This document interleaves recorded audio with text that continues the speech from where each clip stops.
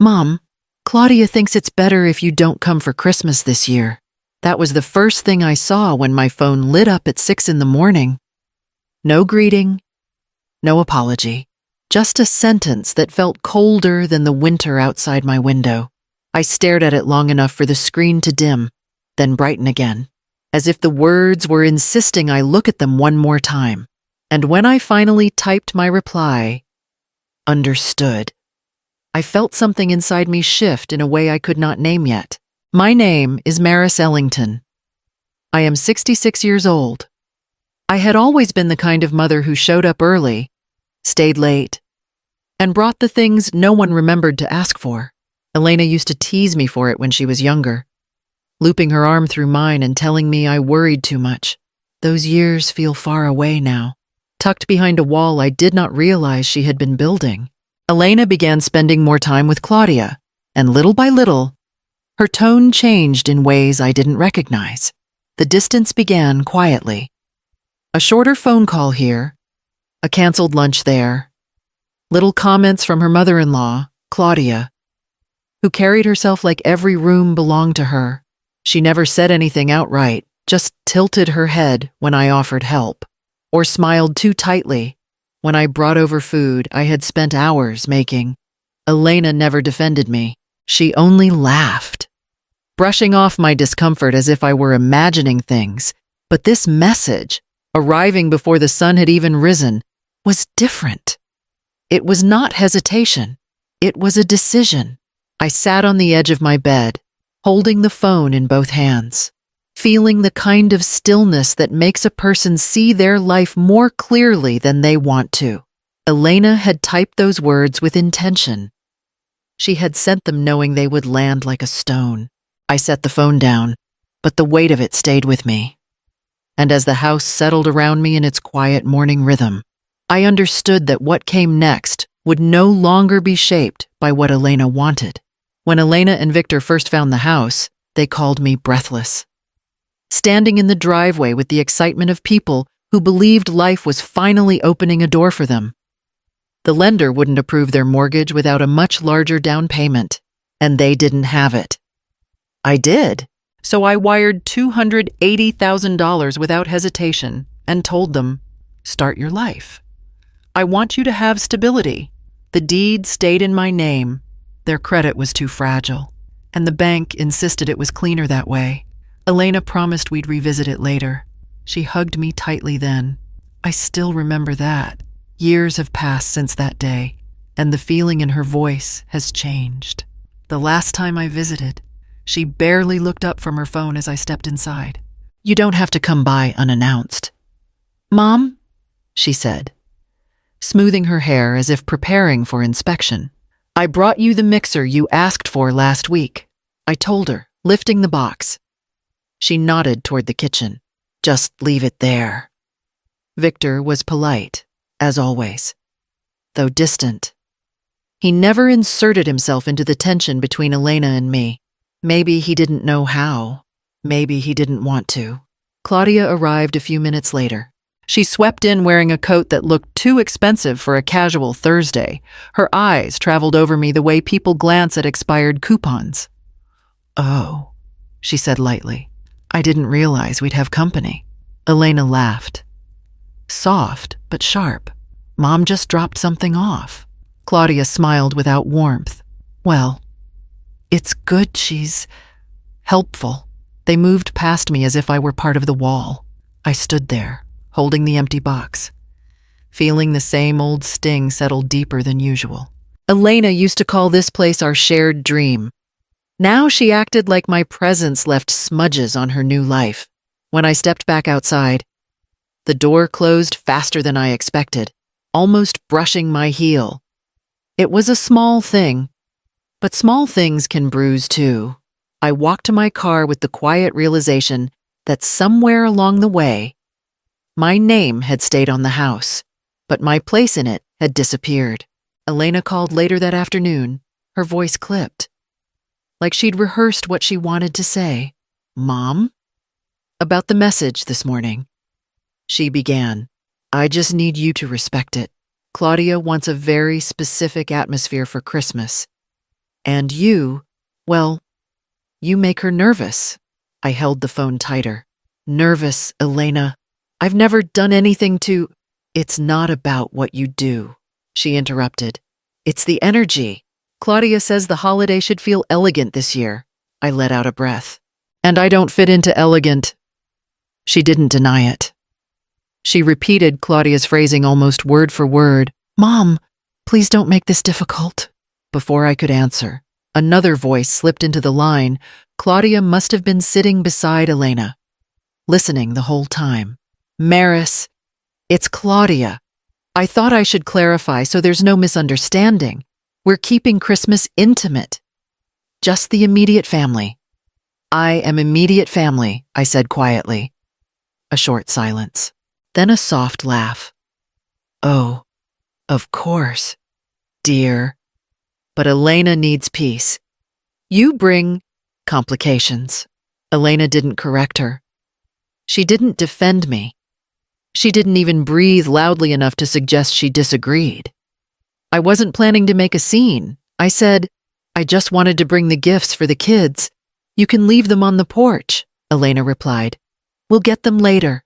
Leave them on the porch, like a delivery, like someone who didn't belong. I swallowed. If that's what you want. It is, she said. Claudia's right. The day will run smoother without the pressure.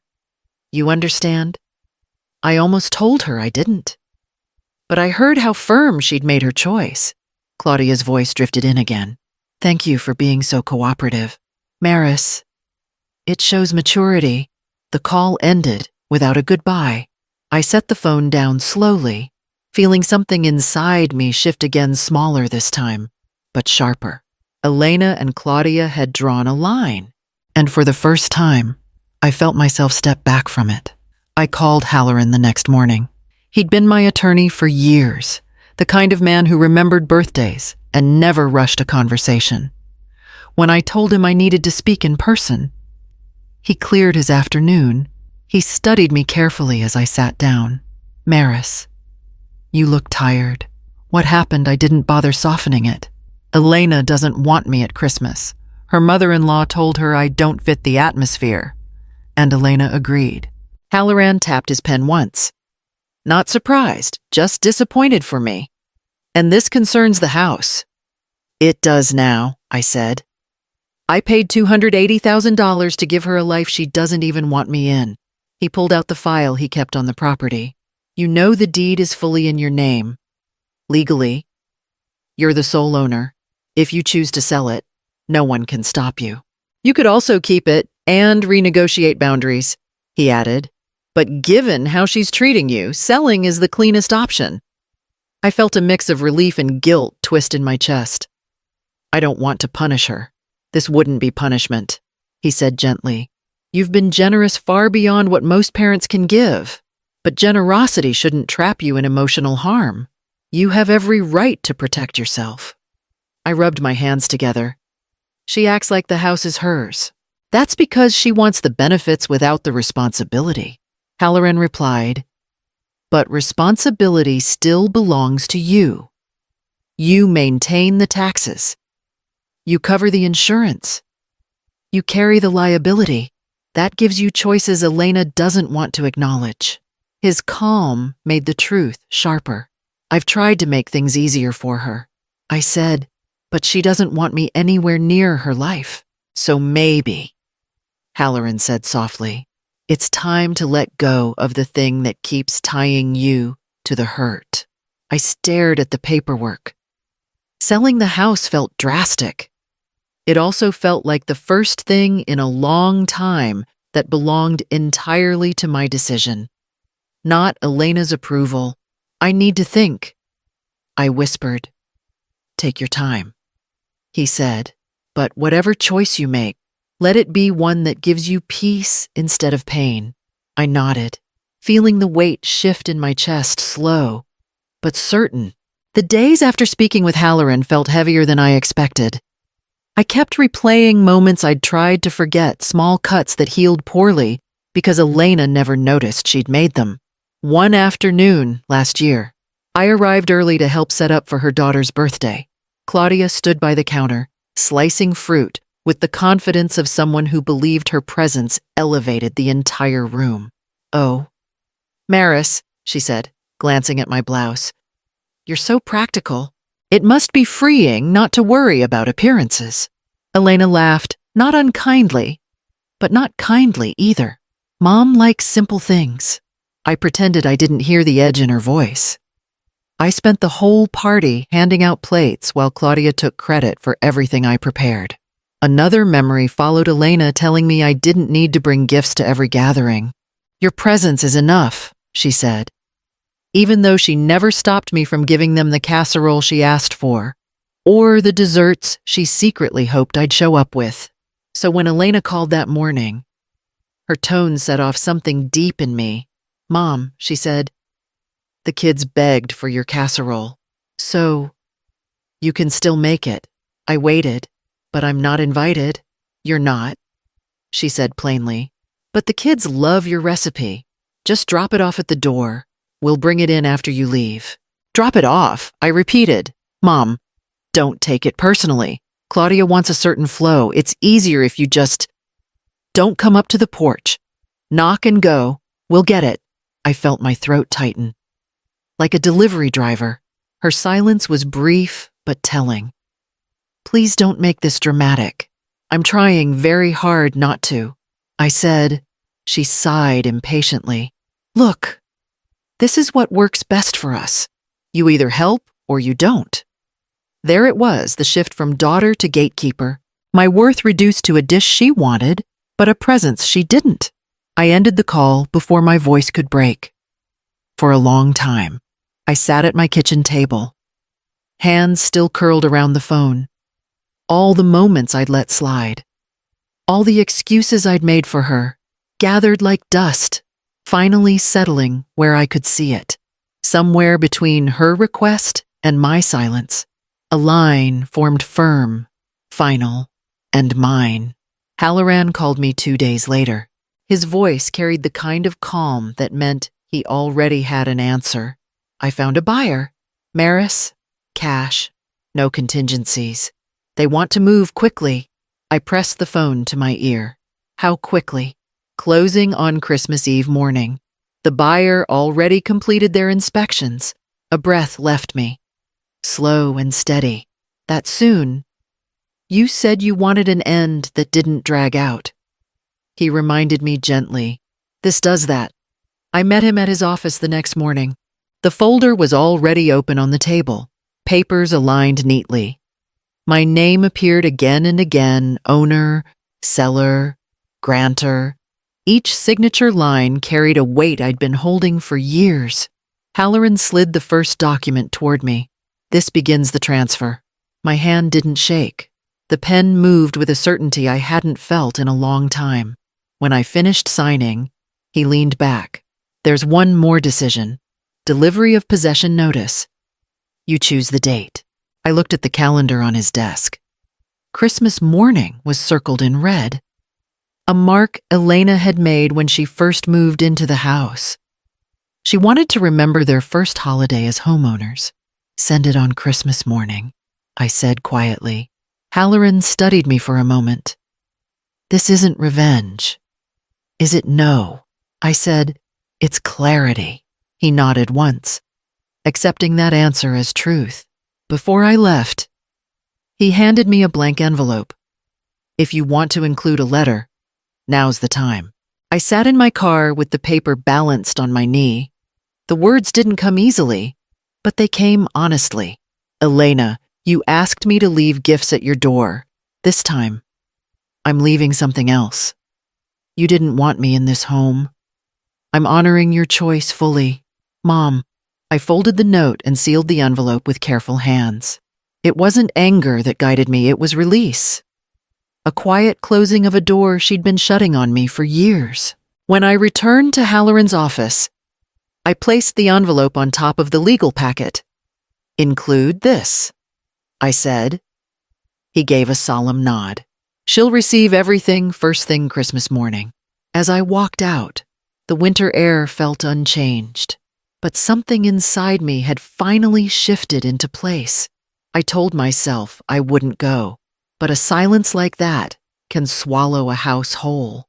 I needed air, needed movement, needed something. I repeated it all morning, all afternoon. But when evening settled, and the streets filled with families carrying covered dishes and wrapped boxes, something in me refused to spend the night staring at my own walls.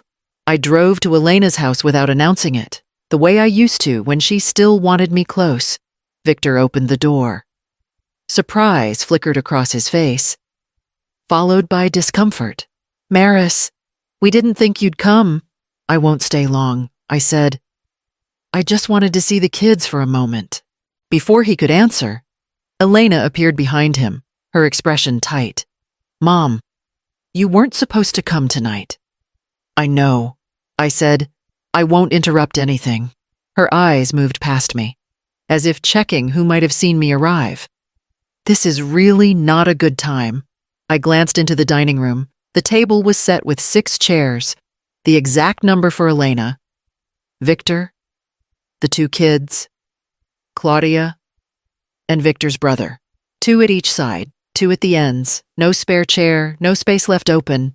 Claudia stood at the far side of the room, adjusting a napkin ring as though she were polishing a crown. When she finally looked up, her smile was delicate and edged. "Oh, Maris, how unexpected." "I won't stay," I repeated. "I only came to give gifts to the little ones." Elena sighed. "Just leave them by the tree. We're about to sit down." The kids peeked from the hallway, excited to see me. But Elena called them back with a tone that cut their enthusiasm short. Claudia clapped her hands lightly. "Everyone, let's take our seats," she said. Already sliding into the chair at the head of the table, Elena followed. Then Victor, then the children. The 2 empty chairs remained perfectly filled, just not by me. Elena turned to me with a strained smile. "Mom, please, we don't want to start late." I nodded. "Of course." I set the gifts under the tree, each wrapped with care I knew no one would notice. Then I stepped outside. Pulling the door closed behind me before anyone could offer a half-hearted goodbye, the cold air hit my face, sharp and honest. Inside that house, I had no place left, not even a chair. I walked to my car with a steadiness I hadn't felt in years, ready for what tomorrow would bring. I didn't sleep that night. I didn't expect to. At dawn, I sat by the window with a cup of tea cooling in my hands, knowing that somewhere across the city, a courier was approaching Elena's porch with the envelope Halloran prepared. There was nothing left to second guess. Everything had already been signed, notarized, sealed. By 8 o'clock, my phone buzzed. Victor calling. I didn't answer. Another call came moments later. This time, Elena. Then another. Then another. I let them pass. Later, I learned how the morning unfolded through the voicemails Elena left behind, sharp, frantic pieces of a scene I didn't witness, but could picture clearly. The first voicemail was tight with confusion. "Mom, why is there an envelope from a law office? What is this?" The second voicemail cracked at the edges. "Mom, this says the house has been sold. This has to be a mistake. Call me back." The third voicemail came only minutes later. Elena wasn't composed anymore. "There's a 30-day vacate notice." 30 days. Mom, are you serious? After that, Claudia's voice cut in, loud enough to distort the recording. "This is outrageous. She's punishing you. Elena, you should never have trusted her. This is vindictive. It's cruel." Victor's voice interrupted. Calmer, uncertain. "Elena, the deed. It says she's the only legal owner. Was this always?" Elena snapped before he could finish. "Of course it wasn't. Mom promised this house was ours. She can't do this. She can't." But she knew she was lying. The papers in her hand didn't leave room for doubt. The fourth voicemail came quieter, almost strangled. "You left a note. I don't understand. You said you were honoring my wish, Mom. What does that even?" Her voice broke before she could finish reading the words I wrote. You did not want me in this home. I am honoring your wish fully. The last voicemail wasn't angry. It was terrified. Mom, please call me. Claudia is furious. Victor doesn't know what to say. The kids are crying. Just call me. I set the phone down gently. Everything she held in that house, every room, every wall she claimed as hers had finally spoken the truth she refused to hear. And this time, she couldn't turn away from it. 3 weeks passed before I finally agreed to meet Elena. She asked every day, sometimes with anger, sometimes with desperation, and sometimes with the quiet, uneven voice she used when she was little and afraid of disappointing me. I chose a small cafe near my house, neutral ground, a place where neither of us could slam a door. Elena arrived looking smaller than I remembered, not in size, but in certainty. She sat across from me and gripped her mug with both hands. Mom, I don't even know where to start. Start with the truth, I said. She nodded, her lip trembling once before she steadied it. I was embarrassed. That's the real part. Claudia made me feel like having a mother who lived simply made me look small. She said I needed to grow into the life Victor wanted, and I let her talk me into believing you didn't fit. I didn't interrupt. Elena continued, voice cracking. But it wasn't just her. I was angry too. Angry that I needed your help. Angry that the house wasn't legally ours even though I pretended it was. Angry that you stayed kind, no matter how cold I became. It made me feel guilty, and instead of fixing it, I pushed you away. My chest tightened. You could have told me. I know, she whispered. I know. I didn't want to admit that my life looked better than it felt. She wiped her eyes. Mom, I don't blame you for selling the house. I hate what it did to us, but I understand why. I treated you like you were something I needed to hide. I exhaled slowly. Elena, I love you. That hasn't changed. But love without respect isn't love we can build on. If you want a relationship with me, it has to be one where I'm not shrinking myself to fit into it. She nodded, tears sliding down her cheeks. I want that. I really do. Whether she meant it or could sustain it, I didn't know. But for the first time in years, she wasn't performing. She was speaking as the daughter I once knew. We stood to leave, and she reached for my hand not out of habit, but out of choice. As I walked home afterward, I felt something unfamiliar settle in my chest. Not forgiveness. Not yet. But possibility. If you've ever held on to hope after being hurt, or rebuilt something that once felt lost, share your story below and remember to subscribe for more stories like this.